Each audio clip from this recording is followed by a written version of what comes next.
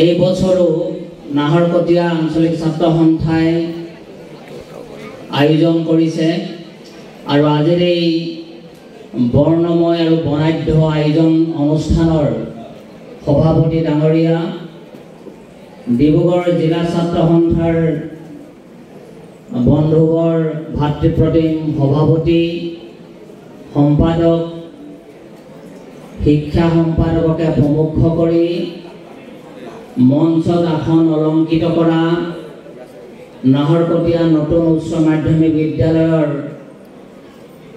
প্ৰধান শিক্ষক মহোদয় আৰু আন এখন বিদ্যালয়ৰ মাননীয় শিক্ষক আমাৰ ভাতৃ দিগন্ত গগৈ ডাঙৰীয়া, সন্মুখত আসন অলংকৃত কৰা মাননীয় শিক্ষাগুৰুসকল, অভিভাৱক অভিভাৱিকাসকল, ছাত্ৰ সন্থাৰ ডিব্ৰুগড় জিলাৰ কাৰ্যনিৰ্বাহকৰ মাননীয় বিষয়ববীয়াসকল, নাহৰকটীয়া আঞ্চলিক ছাত্ৰ সন্থাৰ সমূহ বিষয়ববীয়া সদস্যসকল আৰু বিভিন্ন আঞ্চলিক ছাত্ৰ সন্থাৰ পৰা প্ৰতিনিধিত্ব কৰা কৰ্মকৰ্তাসকল আৰু আটাইতকৈ মৰমৰ কৃতিমান ছাত্ৰ ছাত্ৰীসকল, লগতে অসম লোকসেৱা আয়োগৰ পৰীক্ষাত সুখ্যাতিৰে উত্তীৰ্ণ হোৱা প্ৰতিভাৱান মাননীয় বৰ্তমান সময়ৰ বিষয়াসকল আৰু আমাৰ বিহু এগৰাকী পৰৱৰ্তী সময়ত ৰাণীলেই উত্তৰণ ঘটিব আমাৰ কৃষ্ণাশ্ৰী, আমাৰ মহাবিদ্যালয়ৰ প্ৰাক্তন ছাত্ৰী। আৰু এতিয়াও মহাবিদ্যালয়ত আমি দুটা বিষয় নতুনকৈ মুকলি কৰিছোঁ। এটা বিষয় হৈছে বিহু আৰু আনটো বিষয় হৈছে সত্ৰীয়া নাচ। আৰু এই দুইটা নাচৰেই শিক্ষয়িত্ৰী হিচাপে, পাৰ্ট টাইম শিক্ষয়িত্ৰী হিচাপে আমি কৃষ্ণাশ্ৰীক নিযুক্তি দিয়াৰ কথা ইতিমধ্যেই সিদ্ধান্ত গ্ৰহণ কৰিছোঁ। গতিকে মই আজিৰ এই অনুষ্ঠানটোত উপস্থিত থকা আপোনালোক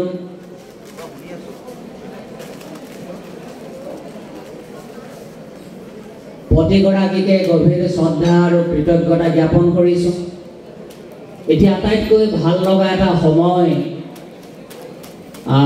আমাৰ সন্মুখত আহি উপস্থিত হ'লহি।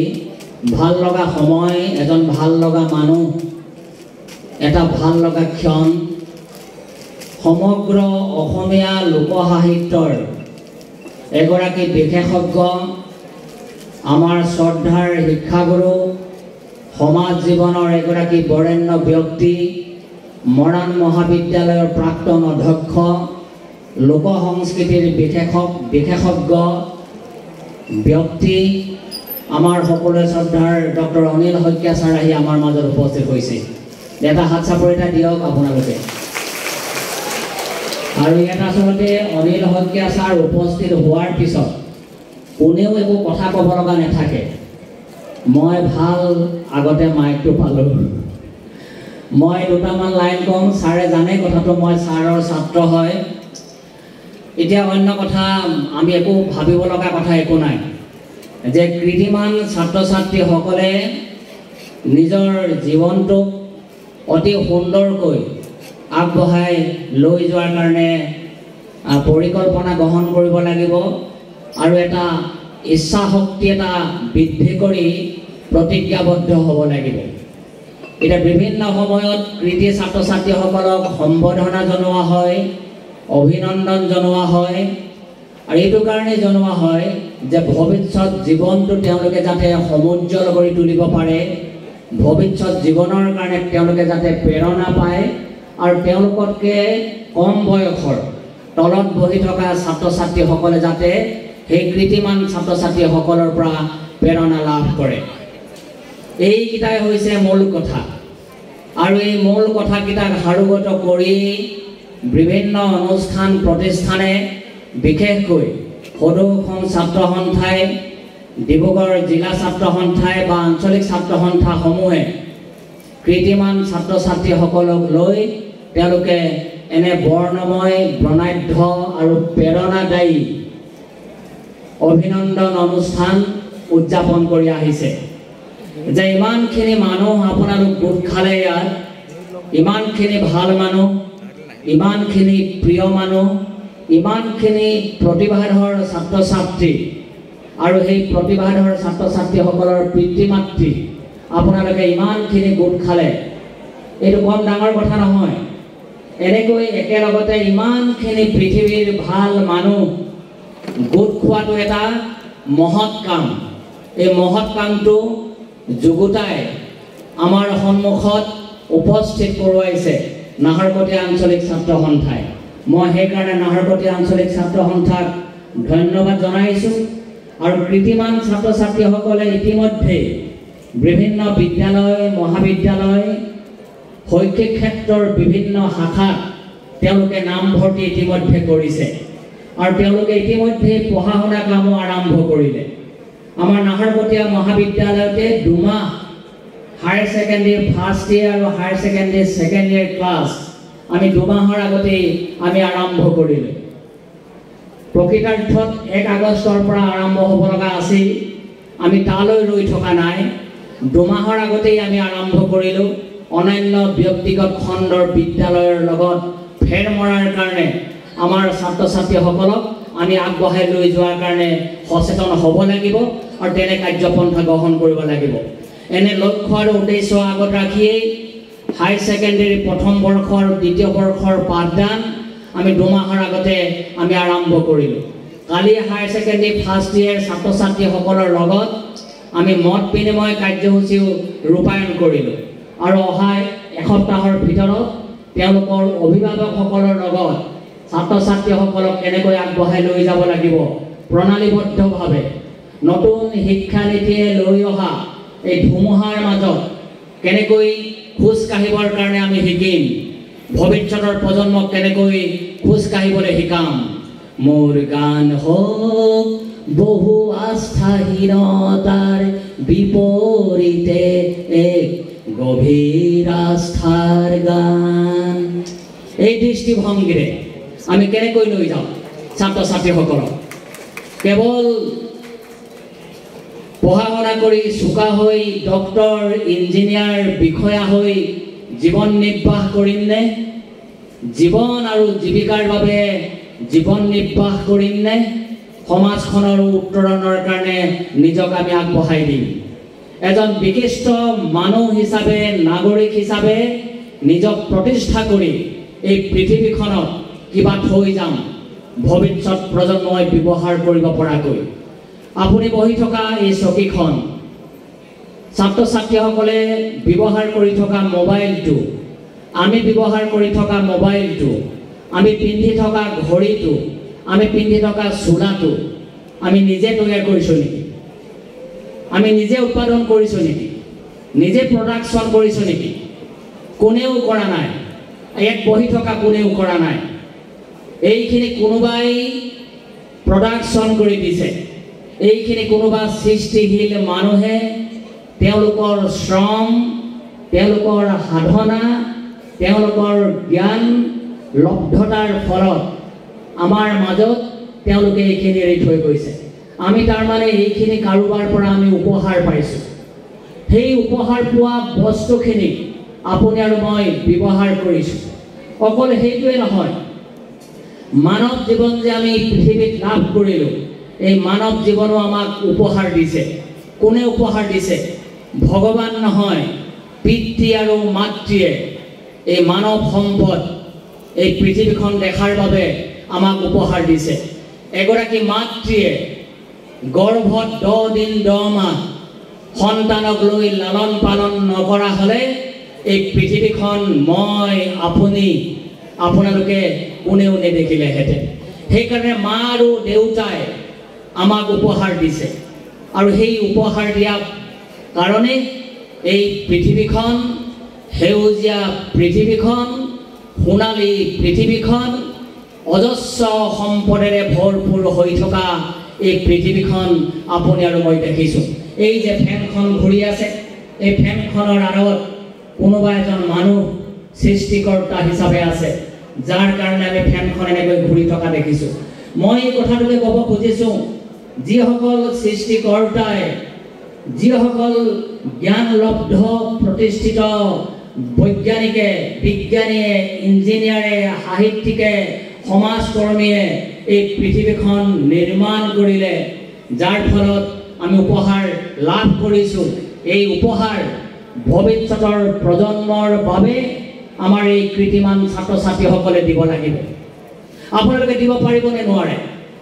যিসকল কৃতিমান ছাত্ৰক আজি আমি সম্বৰ্ধনা বা অভিনন্দন জ্ঞাপন কৰিবলৈ আহিছোঁ, আপোনালোকৰ সৃষ্টিয়ে, আপোনালোকৰ প্ৰডাকশ্যনে ভৱিষ্যতৰ পৃথিৱীখনত জীয়াই থকা মানুহখিনিক এই উপহাৰ আপোনালোকে দিব লাগিব। মাতৃক পিতৃক শ্ৰদ্ধা কৰিবলৈ শিকিব লাগিব। মাতৃগৰাকীয়ে ৰাতিপুৱা আটাইতকৈ সোনকালে শুই উঠে আৰু শুই উঠি সেই মাতৃগৰাকীয়ে ঘৰ সাৰে, চোতাল সাৰে, কাঁহী বাতি ধুৱে, কাপোৰ ধুৱে, ইস্ত্ৰি মাৰে, ভাত ৰান্ধে, ভাত ৰান্ধি মেলি নিজৰ ল'ৰাটোক বা ছোৱালীজনীক বিদ্যালয়লৈ পঠিয়াই দিয়ে। পঠিয়াই দি এটা কথা আশা কৰে, মোৰ ছোৱালীজনী, মোৰ ল'ৰাটো বিদ্যালয় বা মহাবিদ্যালয়লৈ গৈছে, মানুহ হ'ব, মোৰ ল'ৰাটো মানুহ হ'ব। এগৰাকী মাতৃৰ বিৰাট আশা, গভীৰ এটা আশা। সেই গভীৰ আশাই এগৰাকী ছাত্ৰীক বিদ্যালয়লৈ পঠায়, এগৰাকী পুত্ৰক বিদ্যালয়লৈ পঠিয়ায়। আৰু সেইকাৰণে মৰমৰ ছাত্ৰ ছাত্ৰীসকলে এটা কথা সদায় মনত ৰাখিব লাগিব যে ঘৰৰ পৰা ওলাই আহোঁতে মই কলৈ আহিছোঁ, মই কলৈ যাম, মই কি কাৰণে আহিছোঁ, কি কৰিবলৈ আহিছোঁ, মই কি কৰা উচিত, কি নকৰা অনুচিত, এই কথাবিলাক প্ৰতি মুহূৰ্তত আমাৰ মৰমৰ ছাত্ৰ ছাত্ৰীসকলে মনত ৰাখিব লাগিব। আৰু মনত ৰাখিলেই পৃথিৱীখনত ভৱিষ্যতে আপুনি আৰু মই বিচৰা ধৰণে প্ৰতিজন ছাত্ৰই আগবাঢ়ি যোৱাৰ কাৰণে সক্ষম হ'ব। পৃথিৱীখন ৰূপান্তৰ হ'বই। জটিল পৃথিৱীৰ সন্ধিক্ষণত আপুনি আৰু মই জীৱন নিৰ্বাহ কৰিছোঁ। এই যে ছাত্ৰ ছাত্ৰীসকলৰ আমি যে কৈছোঁ সোণালী ভৱিষ্যতৰ কথা, পৃথিৱীখন সেউজীয়া হোৱাৰ কথা যে আমি যে কৈছোঁ, কিন্তু বৰ্তমান সময় পৃথিৱীখন, জগতখন, ব্যৱস্থাবিলাক আটাইতকৈ জটিল ব্যৱস্থা, প্ৰত্যাহ্বানমুখী এক ব্যৱস্থা। এই প্ৰত্যাহ্বানমুখী এক ব্যৱস্থাৰ মাজত আমি নিজকে আগবঢ়াই লৈ যাবৰ বাবে আমি প্ৰতিজ্ঞাবদ্ধ হ'ব লাগিব আৰু প্ৰণালীবদ্ধভাৱে আমি জীৱনটোক আগবঢ়াই লৈ যোৱাৰ বাবে শৃংখলিত এক জীৱনবোধৰ নিৰ্মাণ কৰাৰ বাবে এক চৰিত্ৰৰ নিৰ্মাণ কৰিব লাগিব। এক চৰিত্ৰৰ নিৰ্মাণ। কেনে চৰিত্ৰ? মানুহৰ জীৱনত চৰিত্ৰটো হৈছে প্ৰধান কথা। যি মানুহে চৰিত্ৰ নিৰ্মাণ কৰিব নোৱাৰে, তেওঁ যিমানেই সংস্কৃতিবান নহওক লাগিলে, তেওঁ যিমানেই ভাল গান, ভাল নাচ নেনাচক লাগিলে, সেইবিলাক অৰ্থহীন হৈ যাব। চৰিত্ৰ নিৰ্মাণ নহ'লে এখন সমাজ নিৰ্মাণ হ'ব নোৱাৰে। চৰিত্ৰ নিৰ্মাণ নহ'লে এখন ৰাজ্য নিৰ্মাণ হ'ব নোৱাৰে। চৰিত্ৰ নিৰ্মাণ নহ'লে এখন দেশ নিৰ্মাণ হ'ব নোৱাৰে। সেইকাৰণে মানুহৰ ভিতৰত সোমাই থকা ভাৰতীয় লোকবিশ্বাসৰ অন্তৰ্মুখীন চিন্তা, যি আত্মাৰ কথা আমি কৈছোঁ, এই আত্মাই কৈ থকা শব্দবিলাকৰ লগত আপুনি আৰু মই চিনাকি হ'ব লাগিব। অন্তৰ্মুখীন চিন্তা ভাৱনাই মানুহক শক্তিশালী কৰাৰ কাৰণে প্ৰেৰণা যোগায়। আত্মাৰ উপলব্ধিৰে মানুহৰ জীৱন যাত্ৰাক যদি আগবঢ়াই লৈ যোৱাৰ বাবে আমি সচেষ্ট হওঁ, তেতিয়াহ'লে সেই যাত্ৰাত বিজুতি নঘটে। সেইকাৰণে প্ৰথম কথা, মাতৃভাষা আমাক লাগিব, আই মুখৰ ভাষা আমাক লাগিব, আমাক জাতি লাগিব, আমাক মাটি লাগিব জীয়াই থাকিবৰ বাবে, আমাক সমন্বয় লাগিব, আমাক সত্তা লাগিব। সেইকাৰণে শ্ৰীমন্ত শংকৰদেৱ, বিষ্ণুপ্ৰসাদ ৰাভা, জ্যোতিপ্ৰসাদ আগৰৱালা বা মাধৱদেৱ, অন্যান্য যিসকল মহাপুৰুষে বা পুৰুষে বা সংস্কৃতিবান মানুহে আমাৰ সমাজ নিৰ্মাণৰ কাৰণে দি থৈ যোৱা বিৰাট এক সাংস্কৃতিক সৌধ, আমি যদি ৰূপান্তৰৰ ফালে যদি লৈ যাব খোজোঁ, কেনে ৰূপান্তৰৰ প্ৰয়োজন? জ্যোতিপ্ৰসাদ আগৰৱালাই কৈছে যে ৰূপান্তৰেহে জগত ধুনীয়া কৰে, এই মোৰ গায়ত্ৰী মন্ত্ৰ। এই যে ৰূপান্তৰ কেনেকুৱা হোৱা উচিত, জীৱনৰ ৰূপান্তৰ কেনেকুৱা হোৱা উচিত, মানুহৰ সিদ্ধান্তৰ ৰূপান্তৰ কেনেকুৱা হোৱা উচিত, মানুহৰ আচাৰ আচৰণ খোজ কাটাল কৰ্ম ব্যৱস্থাপনা ৰূপান্তৰ কেনেকুৱা ৰূপান্তৰৰ কথা আমি কৈছোঁ। জ্যোতিপ্ৰসাদ আগৰৱালাই কৈছে শিল্পময় ৰূপান্তৰৰ কথা, য'ত শিল্পময় চেতনা থাকিব। দুমহলীয়া ঘৰ এটা হ'লেই মানুহ শিক্ষিত হৈ নাযায়, দুমহলীয়া ঘৰ এটা হ'লেই মানুহ ধনী হৈ নাযায়। যদি আত্মিক শিল্পময় চেতনা মানুহজনৰ হৃদয়ত, মানুহৰ ছাত্ৰ ছাত্ৰীবিলাকৰ মনত সৌন্দৰ্যবোধৰ চেতনা, শিল্পময় চেতনা, সমাজমুখী চেতনা, আমি নীতি নিষ্ঠভাৱে চলাৰ চেতনা, জাতিক ভাল পোৱা চেতনা, আই মাতৃক শ্ৰদ্ধা কৰিবলৈ শিকা চেতনা আমি যদি নিজৰ হৃদয়ত স্থাপন কৰিব নোৱাৰোঁ, তেতিয়াহ'লে জগত বৃথা আৰু আস্ফালন মিছা হৈ যাব। মই সেইকাৰণে আজিৰ এই পবিত্ৰ অনুষ্ঠানত আপোনালোক প্ৰত্যেককে এটা অনুৰোধ জনাব খোজোঁ, আমাৰ এই যে সম্পদখিনি আছে, এই মানৱ সম্পদখিনি সমাজখনৰ কাৰণে, ৰাজ্যখনৰ কাৰণে, দেশখনৰ কাৰণে, পৃথিৱী মানুহৰ কাৰণে সৃষ্টি কৰিব লাগিব।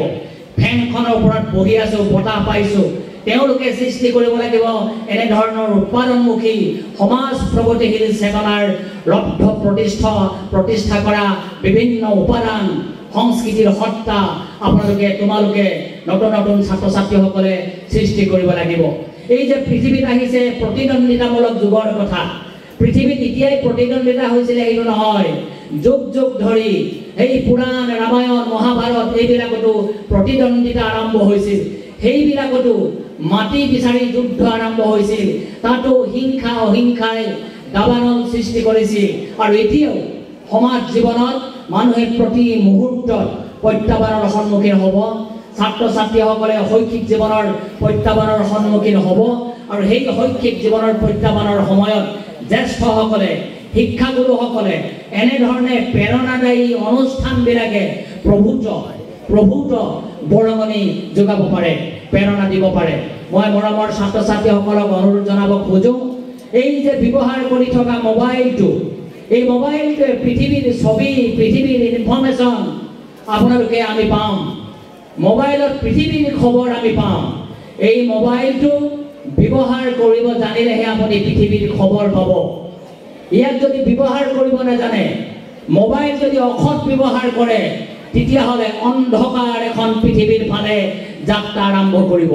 সেইকাৰণে মই মৰমৰ ছাত্ৰ ছাত্ৰীসকলক অনুৰোধ জনাব খোজোঁ, মোবাইলত পৃথিৱীখন চাবলৈ শিকক। য'ত ভাল কাম হৈছে, য'ত উদ্ভাৱন হৈছে, য'ত উৎপাদন হৈছে, য'ত প্ৰগতি হৈছে, য'ত বিদ্যায়তনী ক্ষেত্ৰখনৰ বিৰাট সম্প্ৰসাৰণ আৰু প্ৰসাৰ হৈছে, সেই পৃথিৱীখন চাবলৈ শিকক। মোবাইলত অন্ধকাৰ জগতৰ পৃথিৱীখন চাবলৈ নিশিকিব।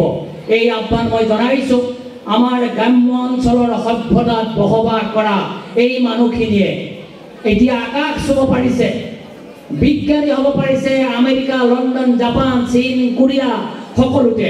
আমাৰ গ্ৰাম্য অঞ্চলৰ ল'ৰাই, প্ৰতিভাৱান ল'ৰাই, প্ৰতিভাৱান ছোৱালীয়ে পৃথিৱীখন চানি ধৰিছে।